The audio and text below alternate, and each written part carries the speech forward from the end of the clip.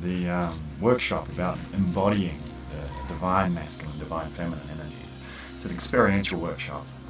And so people will get to really feel these energies. We'll work with different archetypes, such as maybe the Mother Earth, or maybe the God of the Forest, or maybe the Christ energy, or Mary Magdalene, these sort of different archetypes. So you'll get to actually feel that in your body. And as you feel that in your body, it really shifts something on a cellular level. Wow. And activates something as well. Opens up the channels, opens up the pathways for these energies to begin to really dance inside of you, to integrate, to empower each other. And that's not only for yourself, but it's a service. It's something that begins to radiate out of you and affects your life, affects those ones around you, and creates something really beautiful in the world.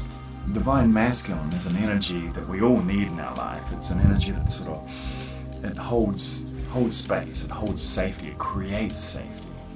And it's very supportive, it's honouring, it's respectful, and it's something that accepts who you are. And when you feel that, when you can run it through your system, or allow your system to feel that right in a cellular sort of level, not only in your body but within your consciousness, then it shifts something. It's like you can begin to manifest that in your life, in your world.